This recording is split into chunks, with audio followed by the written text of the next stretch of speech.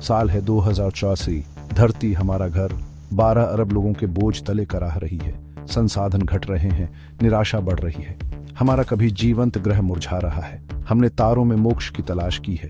हमारी आशा नई दुनिया, नई शुरुआत खोजने में है।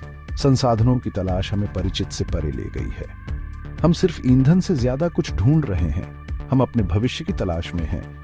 लेकिन ब्रह्मांड में कई रहस्य हैं। कुछ सुंदर हैं, कुछ भयानक हैं, और कुछ हमें हमेशा के लिए बदल देंगे। ये ऐसी ही एक खोज की कहानी है। एक खोज जो हमारी सीमाओं को परखेगी और ब्रह्मांड में हमारी जगह को चुनौती देगी।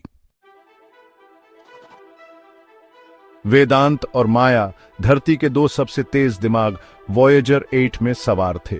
वे दोनों अपने अपने क्षेत्रों में अग्रणी थे और इस मिशन के लिए चुने गए थे क्योंकि वे असाधारण प्रतिभा और साहस के धनी थे। उनका मिशन आकाशगंगा के अनछुए कोनों का पता लगाना। वे उन रहस्यों को उजागर करना चाहते थे जो अब तक मानवता की पहुंच से बाहर थे। ऊर्जा के नए स्रोतों की तलाश करना। वे जानते थे कि पृथ्वी की ऊर्जा आवश्यकताओं को पूरा करने के लिए नए और स्थायी स्रोतों की खोज करना अनिवार्य था। एक मरते हुए ग्रह के लिए आशा खोजना। वेदांत और माया का उद्देश्य था कि वे उन ग्रहों को खोजें जो जीवन को सहारा दे सकें और पृथ्वी के भविष्य को सुरक्षित बना सकें। वेदांत, जो एक फिजिसिस्ट थे, सितारों के बीच छिपे इक्वेशंस का सपना देखते थे। वे ब्रह्मांड के रहस्यों को समझने के लिए उत्सुक थे और उन सिद्धांतों को खोजने के लिए जो अंतरिक्ष की गहराइयों में छिपे थे। माया, जो एक बायोलॉजिस्ट थी, हमारी दुनिया से परे जीवन की तलाश में थी।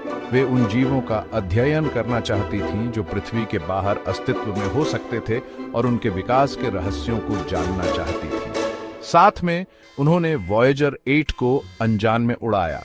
वे दोनों एक दूसरे के साथ मिलकर काम करते थे और उनकी टीम वर्क ने उन्हें हर चुनौती का सामना करने में सक्षम बनाया।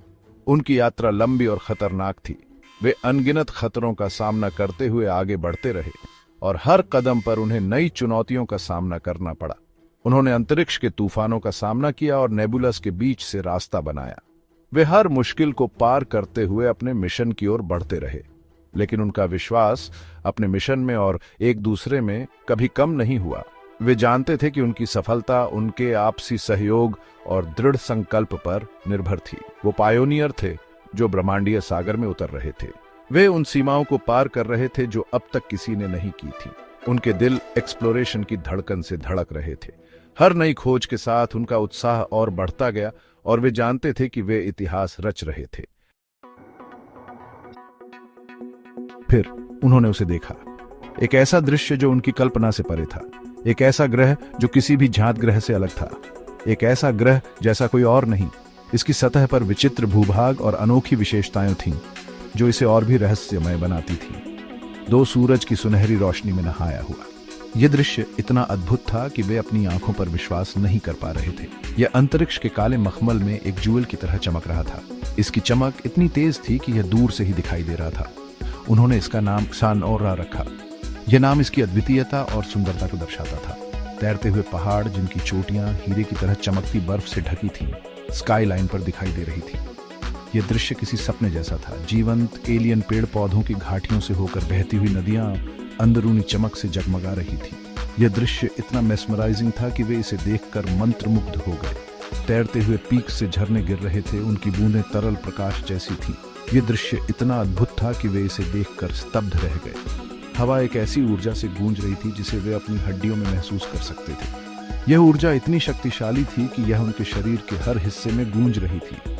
ज़ानोरा जीवित था, एक ऐसी जीवन शक्ति से धड़क रहा था जैसी उन्होंने पहले कभी नहीं देखी थी। यह ब्रेथ टेकिंग था, यह टेरिफाइंग था। यह एक ऐसा स्थान था जहां जीवन और मृत्यु के बीच की रेखा धुंधली हो जाती थी।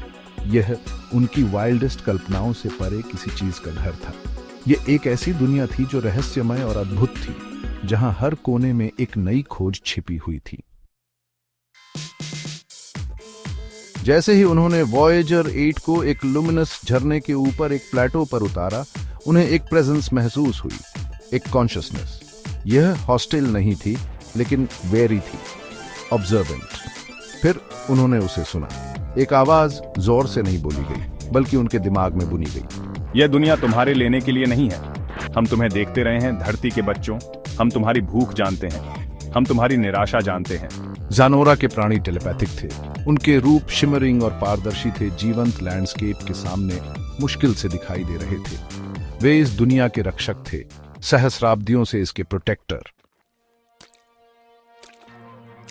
भाग 5, एक सार्वभौमिक सत्य। जैसे ही हमने सुना, डर समझ में बदल गया। हम बैलेंस की, हार्मनी की बात करते हैं। उन्होंने अनचेक्ड एम्बिशन के खतरों के बारे में बताया। ब्रह्मांड के जीवन का डेलिकेट वेब इंसानियत की भूख से खतरे में है। हम हम्बल थे।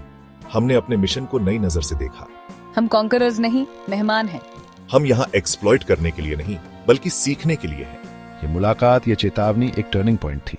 हमें एहसास हुआ कि ब्रह्मांड हमारे लेने के लिए नहीं है।